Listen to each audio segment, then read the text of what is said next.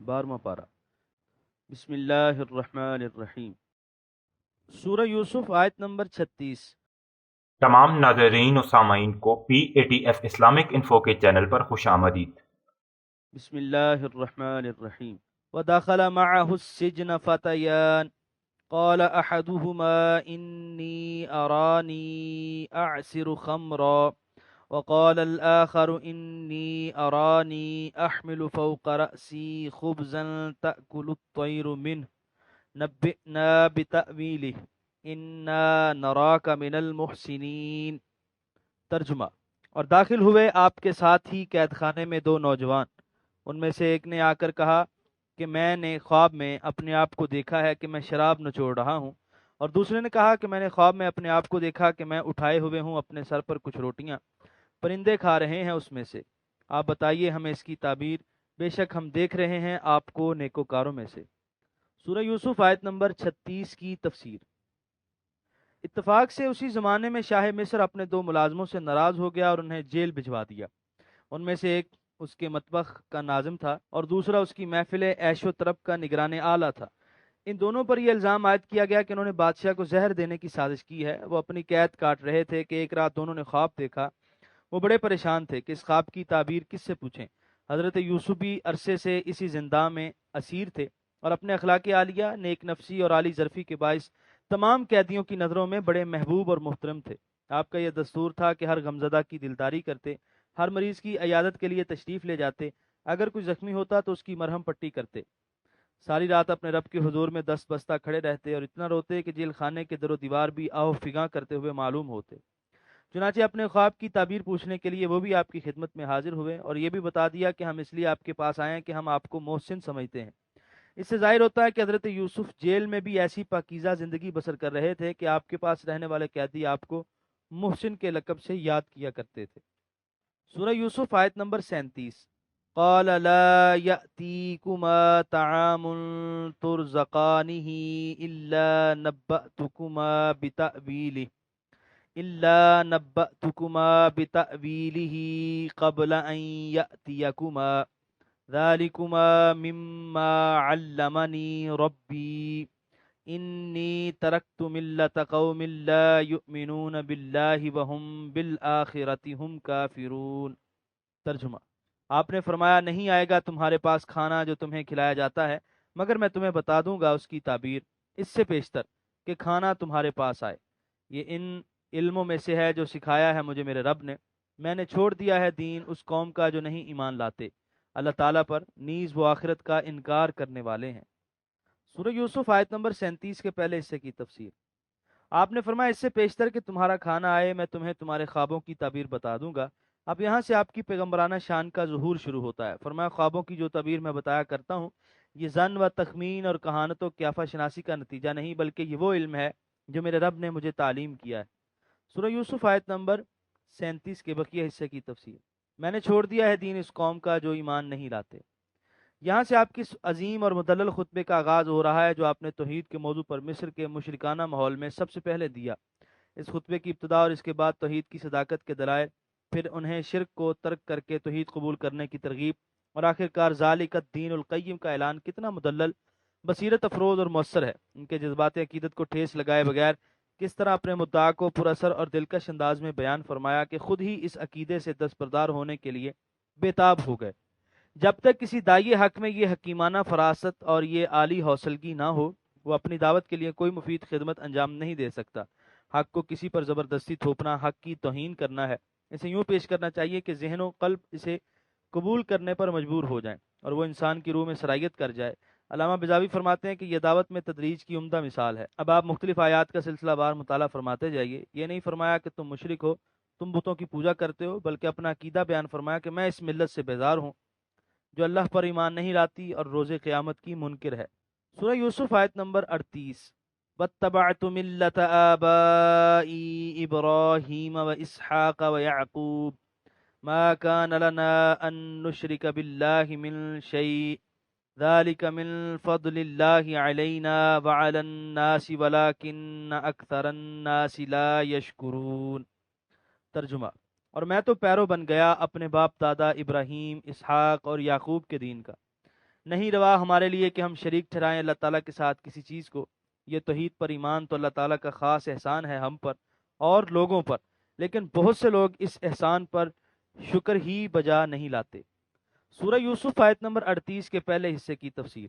پھر انہیں بتایا کہ میرا عقیدہ کوئی ایسا عقیدہ نہیں جسے پہلی دفعہ میں ہی اختیار کیے ہوئے ہوں، بلکہ میرے جلیل القدر آباء و اجداد جن کے نام سے دنیا واقف ہے ان کا بھی یہی عقیدہ تھا۔ آپ حیران ہوں گے کہ آج تک یوسف علیہ السلام کو مختلف مشکلات سے واسطہ پڑا، لیکن انہوں نے کسی کو یہ نہیں بتایا کہ میں کس خاندان کا چشم و چراغ ہوں۔ سب سے پہلے ہم یہاں دیکھ رہے ہیں کہ آپ نے اپنے بزرگوں کا نام ذکر کیا، فرمایا میں بھی توحید کا قائل ہوں اور میرے آباء و اجداد حضرات ابراہیم، یعقوب، اسحاق بھی اسی عقیدہ توحید کے پرستار تھے۔ سورہ یوسف آیت نمبر 38 کے بقیہ حصے کی تفسیر۔ یہ توحید پر ایمان تو اللہ تعالیٰ کا خاص احسان ہے ہم پر اور لوگوں پر۔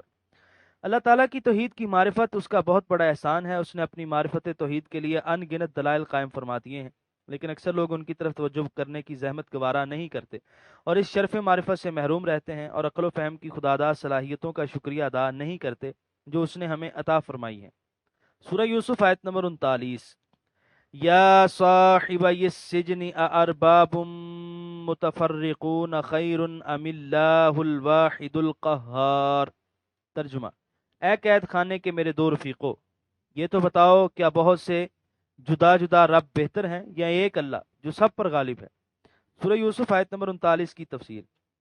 آپ کی اس تقریر کا مقصد ان دو ساتھیوں کے دلوں کو نور ایمان سے منور کرنا ہے۔ ذرا اس حکیمانہ انداز دعوت کو ملاحظہ فرمائیے، کس طرح قدم بقدم ان کو منزل ہدایت کی طرف لے جا رہے ہیں۔ فرمایا میرا مسلک تو وہ ہے جو میں نے تم سے بیان کر دیا، اور وہ صرف میرا ہی مسلک نہیں بلکہ جلیل القدر ہستیاں جن کے نام سے تم خوب واقف ہو ان کا بھی یہی مسلک تھا۔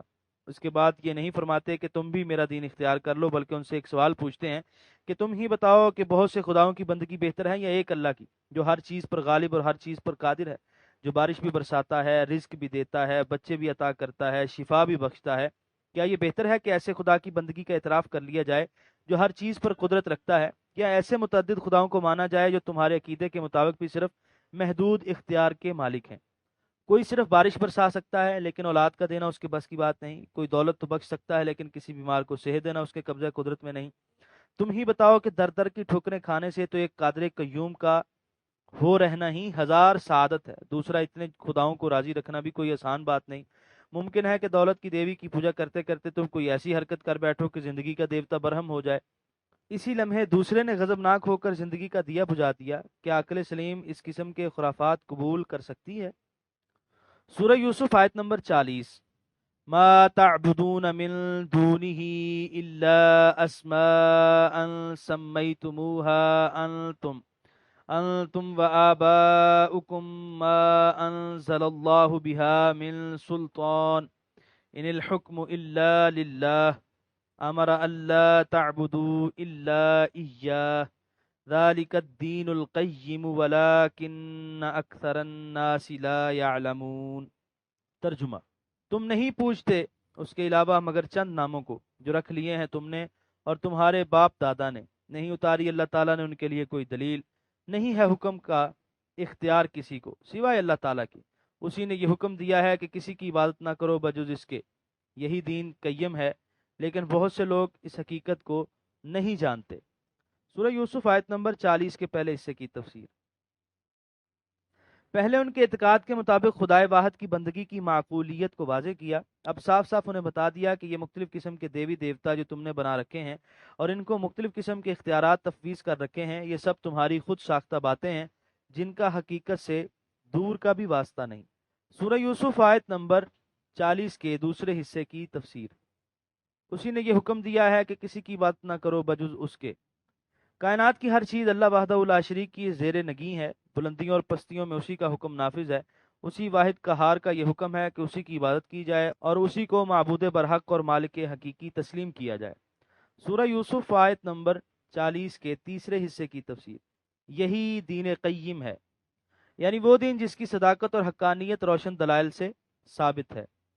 سورہ یوسف آیت نمبر 40 کے بقیہ حصے کی تفسیر۔ لیکن بہت سے لوگ اس حقیقت کو نہیں جانتے، لیکن اکثر لوگ اپنے رب کی دی ہوئی غور و فکر کی صلاحیتوں سے کام ہی نہیں لیتے۔ دین حق سے ان کی محرومی ان کی ناشکری کا نتیجہ ہے۔ یہ ہے حضرت یوسف صدیق کا پہلا خطبہ جو آپ نے زندان مصر میں ارشاد فرمایا۔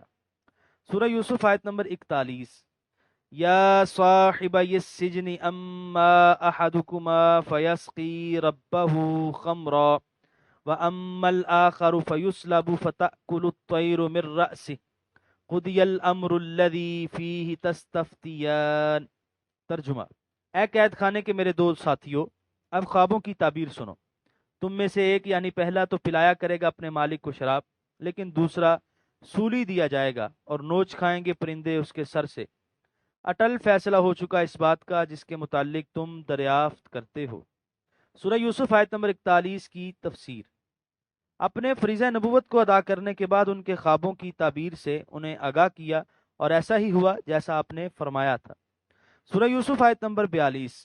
وقال للذی ظن انہ ناج منہم اذکرنی عند ربک فانساہ الشیطان ذکر ربہ فلبث فی السجن بضع سنین.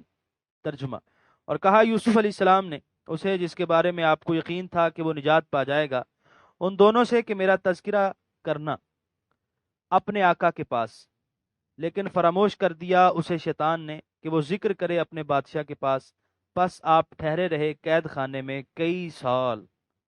سورہ یوسف آیت نمبر 42 کے پہلے حصے کی تفسیر. زنہ کا فاعل اگر یوسف علیہ السلام ہو تو اس کا معنی یقین کرنا ہے، کیونکہ آپ کو اس تعبیر کے وقوع میں ذرا شک نہ تھا، اس لیے آپ نے فرمایا قضی الامر، اس امر کا قطعی فیصلہ ہو چکا ہے. نیز نبی کا علم ظنی نہیں یقینی ہوتا ہے، اور یہ بھی جائز ہے کہ زنہ کا فاعل وہ ساکی ہو اور ہوا کی ضمیر اللہ زی کی طرف راجع ہو. اگرچہ بعض علماء نے فانساہو کی ضمیر کا مرجع حضرت یوسف کو قرار دیا ہے، لیکن یہ درست نہیں. حضرت یوسف جن کی شب و روز ذکر الہی میں بسر ہو رہے تھے بلکہ دوسروں کو بھی یاد الہی کی تلقین کرنے میں مصروف رہے تھے، وہ اپنے رب کو کیسے فراموش کر سکتے ہیں؟ صحیح یہ ہے کہ اس کا مرجع وہ ساکی ہے جس کو آپ نے رہا ہونے اور اپنے منصب پر دوبارہ فائز ہونے کی خوشخبری دی تھی. حضرت امام راضی کا خیال ہے کہ آپ کا اپنی رہائی کے لیے کسی کو ذریعہ بنانا بھی آپ کی شان رفیع کے شایان نہ تھا. حسنات الابرار سیئات المقربین کے مطابق غیر کی طرف یہی التفات نسیان الہی شمار ہوا. یہاں پر 12ویں پارے کا 15واں رکوع مکمل ہوا. نبی کریم سے دعا ہے کہ جن آیات کا مفہوم ہم نے آج سمجھنے کی کوشش کی، اللہ کریم ہمیں ان سے سبق حاصل کرنے اور ان پر عمل کرنے کی توفیق عطا فرمائے. اگلے رکوع کو حاصل کرنے کے لیے ہمارے چینل کو سبسکرائب کیجیے اور سبسکرائب کرنے پر سامنے آنے والے بیل کے نشان کو بھی پریس کیجیے تاکہ ہمارے اگلے آنے والے رکوع کا نوٹیفیکیشن آپ تک پہنچ سکے. شکریہ. اللہ حافظ.